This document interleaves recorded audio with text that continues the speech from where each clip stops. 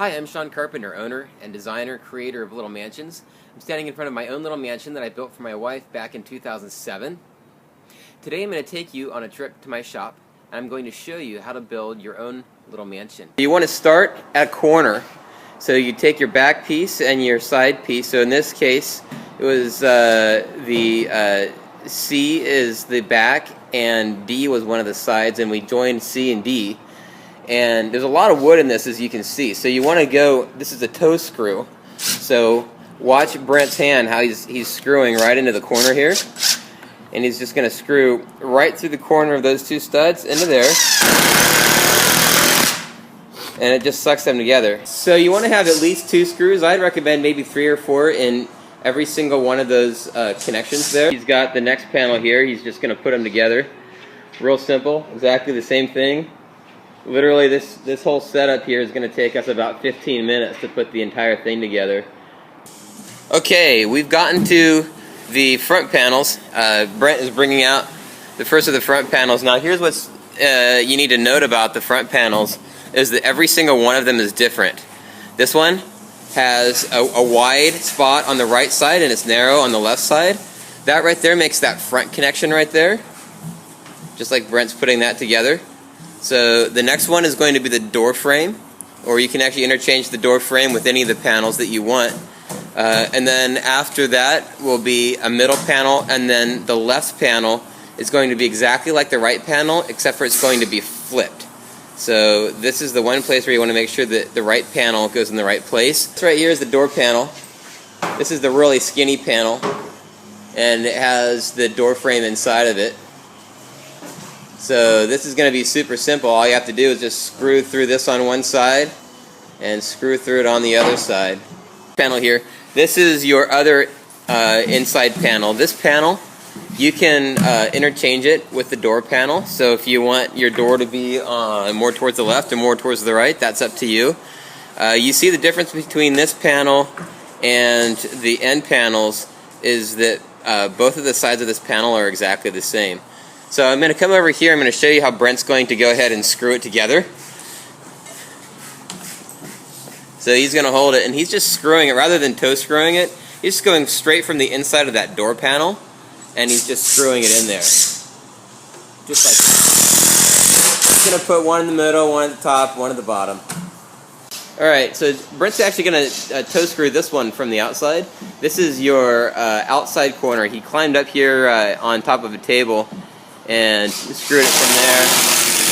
Simply because you've got those windows, you'll have those window stops in there, so you're not going to have anywhere to screw, so just screw from the top, it'll be fine.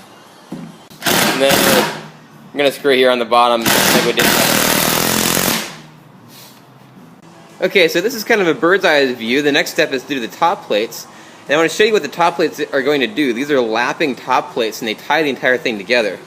So this right here is the front corner. So this is where the front left side meets the left side. So that would be the A panel meets the B panel. And this right here is going to get covered up by a top plate.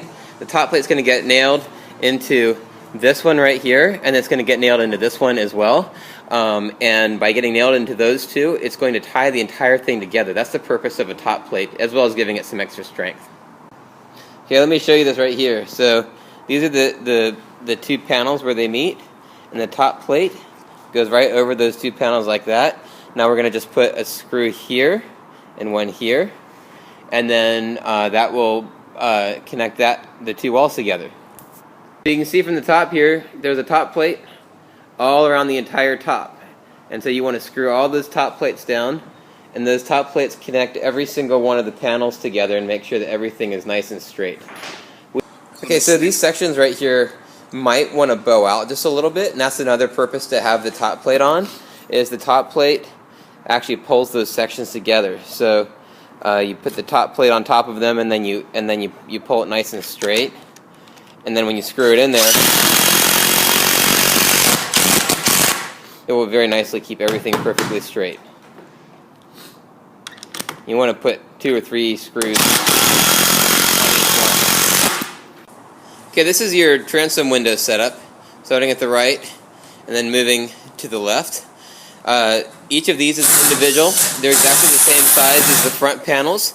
So as you can see, the panel on the very far right has kind of a little thicker section, and then it has this little nub that sticks up like that, and then you go to the panel on the very far left, and it looks exactly the same. Those hold the header, and there's going to be a big 4x4 header that goes over all that entire expanse right there. So the main thing is just make sure that the right one goes on top of the right one, and then once you're done with that, you're going to put a header on top. And there you go, there's your transoms all lined up. So right on top of those, we're now going to put the header, which is just a 4x4 board that goes on top of that. You're going to screw your header from the outside. See where Brent is? You're screwing that outside right there so it holds it from the outside. And we broke the header up into two pieces. That's the first half of the header. And the second half will be down there. Okay, I just wanted to show you one other thing. We're not going to actually do this for purposes of temping this out, but you can see right here how the wall is just bowed out a little bit, and then there's the header. Actually, Brendan's going to do it. So you want to do exactly the same thing that you did with the top plates. And you want to put a screw right there so that the header will straighten out that wall. So see, Brent's now going to pull the wall in a little bit. It's going to be a little bit different for you because you're going to have glass in that window, so you can't be putting screwdrivers through the window, but now it's nice and even. Just like that.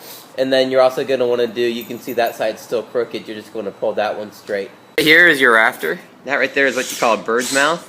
That little cutout is going to sit right on top of your header, on top of your transom, and then it's also going to sit on your back wall as well.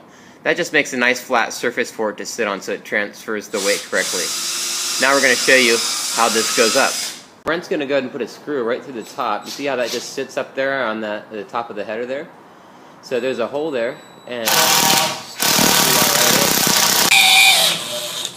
there it is right there. Screw that thing right in there, and that screw should just sink itself right in. Incidentally, at this stage that front will still feel a little bit flimsy, but as soon as we get these beams tied down, these rafters, it'll feel real nice and solid. It'll keep it nice and square and strong. Okay, I'm going to show you just the last few things. The building looks a little different than it was in the last video, but as you can see, the roof is on. The corbels, all you have to do to put the corbels up is find some screws. These corbels actually have a little bit of a job structurally, so we put the big black screws in there, and we're going to put a screw head in there you can use for those ones. So that corbel goes in the front corner there, and then here's this corbel right here that goes in the front corner. Then you also see there's a piece of fascia right there.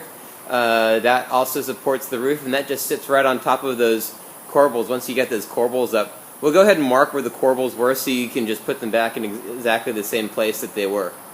This right here is your fan box. We did the best we could without actually having the real fan here. But all you have to do is just screw that thing in, screw it a couple times in the top, screw it a couple times in the bottom, and then we're going to go ahead and leave that polycarbonate uncut and let you cut it out just in case the fan comes and the size is different than what we thought it was. Okay, see that board that goes right up across the top? It's just above the corbels. That's the skip sheeting, and there's going to be 6 rows of that, so a total of 12 pieces of skip sheeting because we split them in half in the middle. The studs on the left side, so that stud right there, and the ones on the right side, which would be that one right there, are different sizes, and we've clearly marked them. The reason they're different sizes is because the door panel is a different size from the rest of the panels. So you just want to make sure that you know there's a left and there's a right. You want to put a row of skip sheeting right there up at the top, and then you want to put your next row, you want to do it right above the bird blocks, which I'm going to show you a picture of those in just a minute, which is just directly above the framing for the front. And then you're going to want to put the rest of your skip sheeting just evenly spaced right on your rafters, and then of course one last row on your back wall. Here is holding a bird block that's clearly marked as to where it goes. There's a different bird block for each of the panels because the front panels are all different sizes, so you just slide that right in there, and then you just toe screw it right in, and that's your bird block. And then of course your skip sheeting just goes right on top of that, and that should create a nice little seal, and then your polycarbonate roof goes on top of that. So also take note, you can't actually tell this, but it's the truth that the front panels are slightly different sizes, but the back panels are all the same size. So what that means is that in the front, you have a rafter that goes exactly over each post, just like that. Such is not the case in the back. They're not going to go exactly over the post in the back because the spacing is just slightly different. But if you put the bird blocks, if you line them up exactly right, you won't even have to measure. They'll go just exactly the way they should be. And this right here is how we've marked the bird block, so you'll see that right there. So this bird block right here says, there we go, there's two of them. See, there's a bird block back right there, and that just shows your back left-hand side, and that right there is your bird block. If it doesn't say back, well, that one says front, so that just shows you it's your front left-hand side. So if you're doing left and right on those bird blocks, what that means is that you're standing looking at the structure, and it's on your left as you're standing looking at the structure from this view right here.